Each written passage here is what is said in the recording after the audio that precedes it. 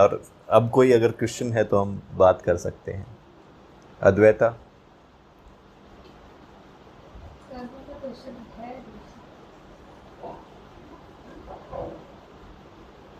कर्म क्यों जन्म जन्म पीछा करते हैं? ओके। तो शरीर भी नहीं है हम, और मैं आत्मा भी, मैं मन भी नहीं हूँ, तो फिर कर्म क्या है? कर्म क्या है?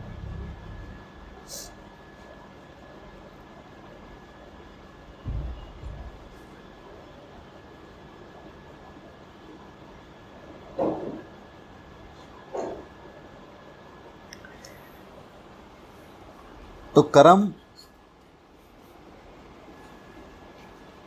क्यों पीछा करते हैं?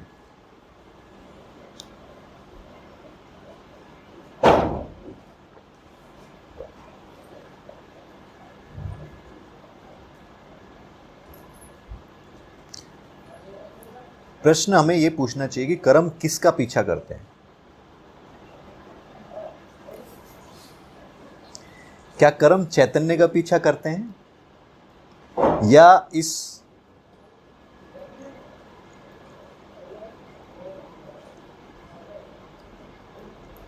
जिसको हम सटल बॉडी कहते हैं, पूर्याष्टक कहते हैं, जो कि मन, बुद्धि, अहंकार और अनुभवों का मिश्रण है, जिसको आप आत्मा कहते हैं।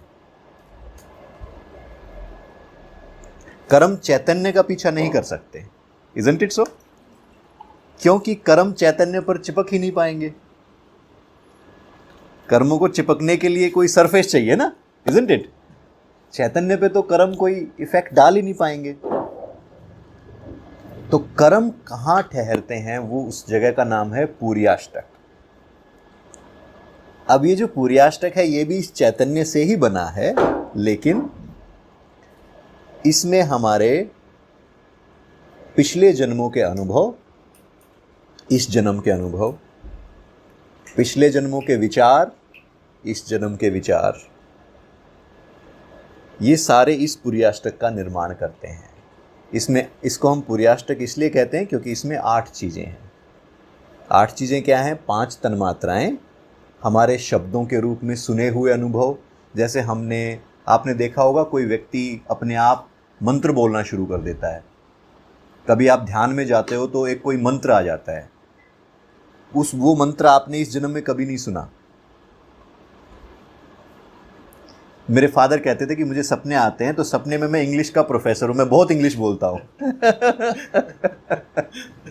तो इस जन्म में वो साइंस के टीचर थे और वो हिंदी मीडियम में पढ़ाते थे, लेकिन सपने में वो इंग्लिश बोलते थे। तो हो सकता है पिछले जन्म में वो इंग्लिश के प्रोफेसर रहे हों। वो हमारे पूर्याष्टक में इंकित है। अनुभव, शब्द के रूप में अनुभव, स्पर्श के अनुभव भी इंकित हैं। हमारे मन में दृश्य भी इंकित हैं पूर्याष्टक में। कोई जगह पे हम जाते हैं, हमें ऐसा लगता है कि यहाँ मैं पहले आया हुआ हूँ, है ना? तो वो दृश्य के रूप में इंकित है, वो भले इस जन्म से ना हो, पिछले जन्म से हो। इसी तरीके से रस, गंध और छूने का एहसास, ये सब हमारे पूर्याष्टक में है। इसके अलावा विचार हैं और भावनाएं हैं। ये पूर्याष्टक जो है, इससे कर्म चिपकते हैं। तो जब तक आप स्वयं को ये पूर्याष्टक समझते हैं, आत्मा समझते हैं, एक भिन्न व्यक्ति समझते हैं, ये कर्म हमारा पीछा कभी नहीं छोड़ेंगे, क्योंकि इनको फिर सरफेस मिल गया चिपकने के लिए। क्योंकि अब आप अद्वैत नहीं रही, अब आप अद्वैता हो गई। तो यहाँ अद्वैत का अर्थ है चैतन्य, अद्वैता का अर्थ है पर्सन। तो जैसे ही आप पर्सन बनेंगे, आपके कर्म आ जाएंगे और फिर उन कर्मों का फल भी भोगना पड़ेगा। जैसे ये शरीर है, ये कर्मों से बंधा है। अच्छा खाएंगे तो शरीर स्वस्थ हो जाएगा, अच्छा नहीं खाएंगे तो शरीर स्वस्थ नहीं रहेगा। ये पूर्याष्टक जो है, ये भी कर्मों से बंधा है। लेकिन जब आपने स्वयं को चैतन्य के रूप में जान लिया तो आपने क्या किया? आपने एक तरह से गोल पोस्ट ही शिफ्ट कर दिया। अब कोई भी कर्म आपका कुछ बिगाड़ नहीं सकता। जैसे आपने ही तो ये कहा था कि जब मैं चैतन्य हूँ तो कोई भी विचार, भावना या कर्म मुझ पर प्रभाव नहीं डाल सकता, है ना? तो वो आपका वास्तविक अनुभव है, उसमें मैंने कुछ ऐड नहीं किया है, वो आपने अपने ही अनुभव से कहा। तो इस प्रकार से कर्म व्यक्ति के लिए है, और जब तक हम व्यक्ति के रूप में हैं तब तक हम उन कर्मों को साफ तो कर सकते हैं। अच्छे कर्म करेंगे तो उसका फल भी अच्छा मिलेगा, इसीलिए तो कहते हैं हम कि अच्छे कर्म करेंगे अच्छा फल मिलेगा, बुरे करेंगे बुरा मिलेगा।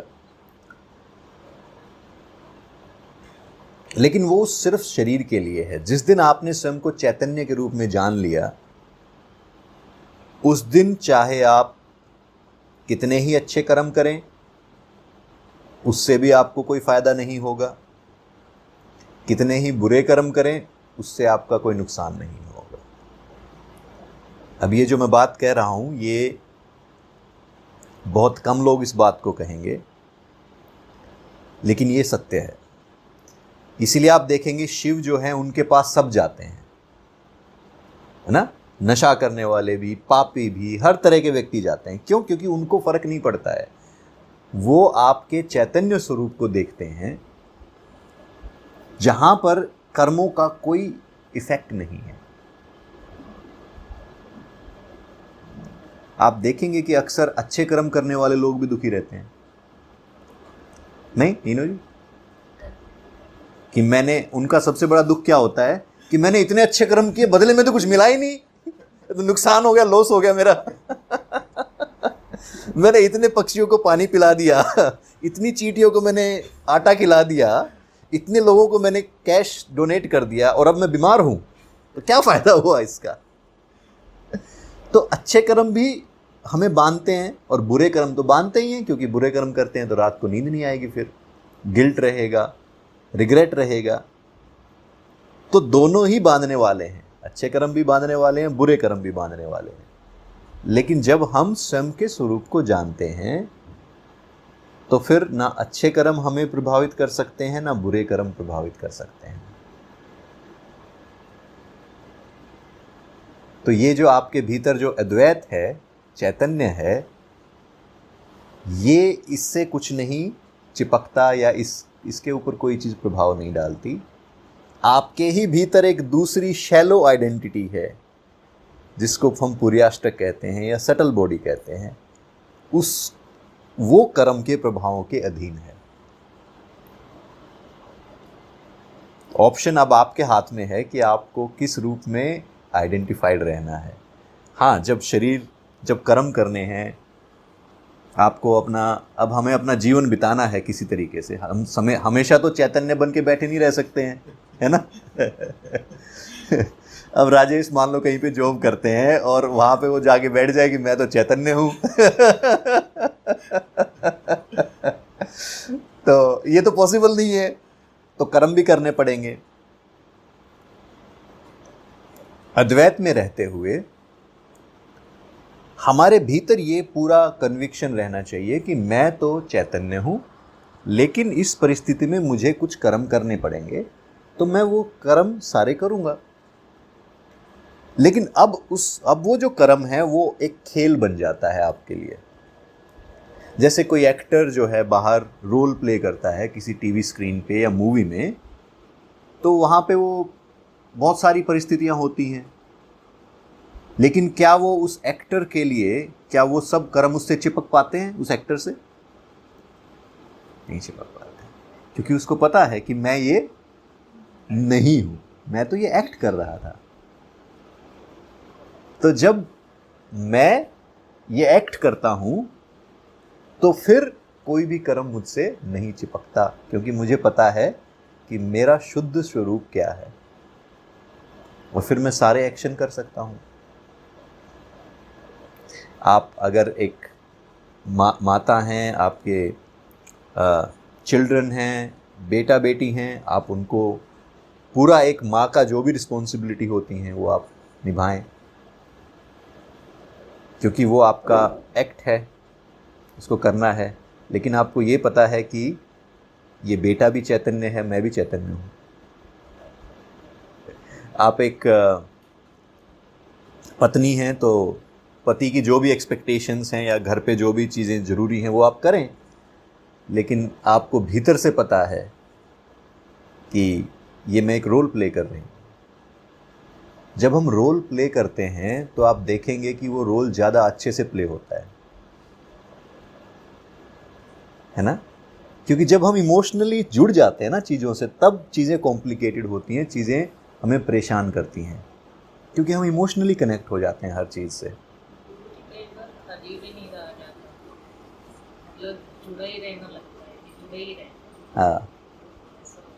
हाँ, किस चीज़ से जुड़े रहें? जैसे संसार से या कैसे? जैसे हम किसी से कनेक्ट हैं, कुछ दुख हुआ, ठीक है, कुछ टाइम का ऐसा आता है चलो खत्म होती है, आज़ादी सी फील होती है, बट फिर थोड़ी देर बाद फिर ऐसा लगता है कि फिर जाए, फिर जुड़े, इस टाइप से होता है। Right right.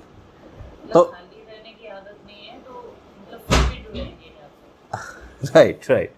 तो खाली रहने का अपने को ज़रूरत भी नहीं है खाली रहने की, लेकिन जो आपको ये भीतर एक डिस्टेंस, मुझे पता है इसमें टाइम लगता है थोड़ा सा, मैं एक्सपेक्ट नहीं कर सकता हूँ कि आप कल से सारे ऐसा ही अनुभव करेंगे। मुझे पता है आप इसको जब बार बार अभ्यास करेंगे, बस एक थोड़ा सा भी अगर डिस्टेंस आ जाए कि मैं जो वास्तव में हूँ और मैं जो इस शरीर और मन के रूप में काम कर रही हूँ, उन दोनों के भीतर एक गैप है, एक स्पेस है। मैं जो वास्तव में हूँ वो तो सदैव साक्षी, सदैव दृष्टा, सदैव चैतन्य स्वरूप हूँ, लेकिन क्योंकि मुझे इस चैतन्य को ये शरीर मिला है तो मुझे ये संसार में एक्ट करना है इसको। तो वो आप देखेंगे कि फिर वो अटैचमेंट आपका नहीं रहेगा।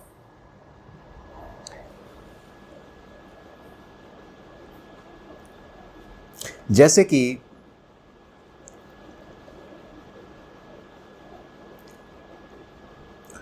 हमारे दादाजी जो थे वो जब एक्सपायर हुए तो बाकी सब लोग जो परिवार में थे वो बड़े, मैं भी उनसे बहुत अटैच था, बचपन से मैं उनके साथ रहा था।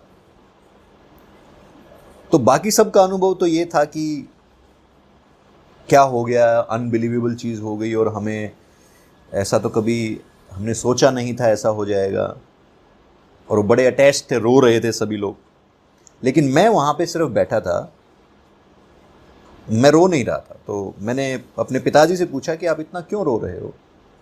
तो उन्होंने कहा कि मेरे फादर मर गए, आप ऐसी बात क्यों कर रहे हो? तो मैंने कहा लेकिन आप ही तो मुझे कहते थे कि आत्मा नहीं मरती, शरीर मरता है। तो इसका अर्थ क्या दादाजी शरीर थे या आत्मा थे, पहले ये बताओ। तो उन्होंने कहा नहीं आत्मा थे। तो मैंने कहा फिर क्यों रो रहे हो? अगर आत्मा थे तो भाई आत्मा तो मरती नहीं है, शरीर मरा है। तो और अच्छा हुआ कि शरीर मर गया, क्योंकि वो उस टाइम बीमार रहना शुरू हो गए थे, हार्ट की सर्जरी हो चुकी थी, शुगर था, बीपी था। तो मैंने कहा अच्छा हुआ शरीर छूट गया, आत्मा थोड़ी मरी है। वो मेरी तरफ ऐसे देखें कि तो बात तो ये ठीक कह रहा है, लेकिन अटैचमेंट तो है, जो आप कह रहे हो अटैचमेंट है ना। आपका माइंड भी लॉजिक देगा कि यार ये तो बात ठीक है कि आत्मा थोड़ी मरी है, उसने तो अच्छा नया शरीर लिया है, यंग, बिल्कुल अब नया शरीर लेगी आत्मा तो। लेकिन हमारी अटैचमेंट ऐसी है कि हमें पता है कि जो मैं कर रहा हूँ वो गलत है, फिर भी हम करते हैं। इसका कारण है हमारा अभ्यास, प्रैक्टिस। हम बार बार जब किसी चीज़ को करते हैं तो वो हमारा अभ्यास बन जाता है। तो अब हमें क्या करना है? हमें चैतन्य में रहने का अभ्यास डालना है। तो थोड़ा सा इसमें समय भी लगता है। जैसे आप कोई भी नई चीज़ जब आप करते हैं तो उसमें समय लगता है उसका अभ्यास करने के लिए। तो चैतन्य कोई ऐसी नई चीज़ नहीं है, ये आपका सदैव से ही एटर्नल नेचर है, आपका ये एटर्नल स्वभाव है चैतन्य। लेकिन चैतन्य के रूप में जीना आपके लिए नया है। तो थोड़ा सा आपको समय लगेगा। मैं आपको एक उदाहरण के तौर पे एक कहानी सुनाता हूँ, फिर आप समझ जाएंगे। और वही इसका उद्देश्य भी है जो हम आज यहाँ पर बैठे हैं। एक बार एक जंगल में एक शेर था। तो अब उनका जो बच्चा था वो किसी कारणवश वो शिकार पे गए थे। तो एक छोटा सा बच्चा जो है वो उनसे बिछड़ गया, वो अपने परिवार से बिछड़ गया। तो शेर और जो शेरनी थे वो वापस अपनी गुफा में आ गए, लेकिन वो छोटा बच्चा कहीं जंगल में भटक गया। और वो छोटा बच्चा एक गडरिये को मिल गया जो अपनी भेड़ें चरा रहा था वहाँ पे।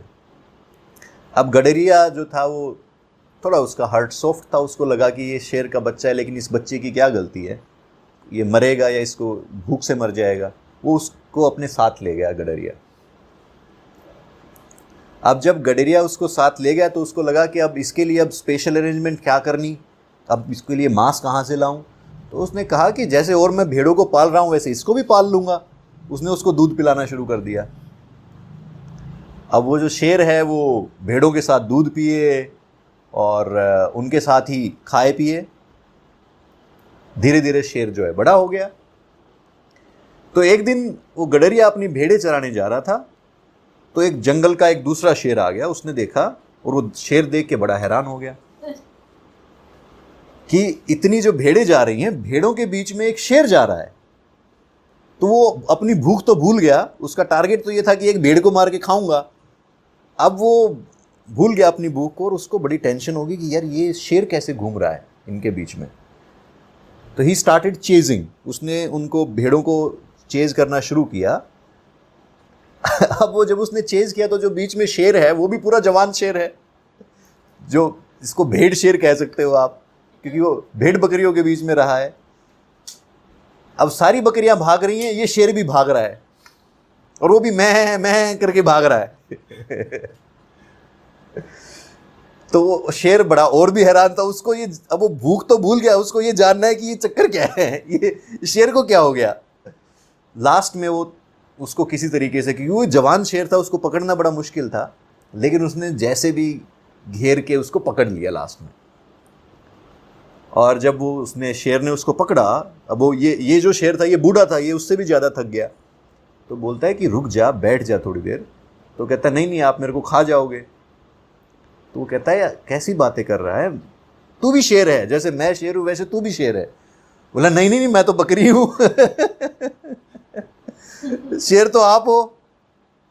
अब उसको बड़ा डाउट हो गया कि अब यार ये क्या करें, इसके तो माइंड में घुस चुका है कि मैं तो बकरी हूँ। अब वो उसको लेके जाता है एक तालाब के किनारे, और तालाब के किनारे वो कहता है कि आप देखो इसमें शक्ल। तो वो देखता है तो उसको, शेर को भी लगता है कि अरे वाह, मैं भी इस जैसा ही दिखता हूँ और मैं तो बकरी जैसा बिल्कुल भी नहीं दिखता हूँ। तो वो शेर उसको कहता है कि अगर फिर भी डाउट है तो मैं ये क्लियर कर देता हूँ, अब आप मेरी तरह से आप रोर करने की कोशिश करो। तो जब वो रोर करता है तो एक दो बार तो वो रोर नहीं कर पाता, वो फिर मैं ऐसे। लेकिन जब वो 2-3 बार, जो बूढ़ा शेर था जब वो रोर करता है, तो अब ये जो जवान शेर था ये भी रोर करना शुरू कर दिया इसने। अब जब इसने वो रोर किया, दहाड़ मारी, तो बाकी सारी बकरियां भाग गई, भेड़ भाग गई, गडियारा भी भाग गया। तो अब उसको लगा कि ये बात तो इसने सही बताई थी बूढ़े शेर ने, कि वास्तव में मैं तो शेर हूं, मैं तो अपने आप को वैसे ही बकरी समझता रहा। तो यहां तक की बात हमारी आप सबको समझ में आ गई होगी जो मैं कह रहा हूं, कि एक बार वो रिफ्लेक्शन जरूरी है जिसके लिए हमें किसी दूसरे की आवश्यकता है। तो उस बूढ़े शेर को हम गुरु कहते हैं, जिसने अनुभव कर लिया है। हम सभी वो भेड़ शेर हैं। अच्छा, लेकिन ये स्टोरी थोड़ी सी और आगे जाती है। अब वो जो जवान शेर था उसको पता लग गया कि मैं तो शेर हूं और आज तक मैं बकरी बना घूम रहा था। शाम को अब वो जब जंगल में घूम रहा है तो उसको पूरा कॉन्फिडेंस है। अब जैसे आप लोगों को कॉन्फिडेंस आ गया हो कि मैं तो चैतन्य हूं, है ना, मैं तो चैतन्य हूं। ये जो हो रहा है ये सब मेरी तो लीला है, मेरा ही तो खेल है, मैं तो चैतन्य हूं। तो ऐसे ही उसको भी कॉन्फिडेंस आ गया। अब वो जो शेर था वो रात को रुकने के लिए शाम को एक गुफा के सामने चला जाता है, एक गुफा में चला जाता है। अब उस गुफा में एक लोमड़ी थी और उसके 4-5 छोटे बच्चे थे।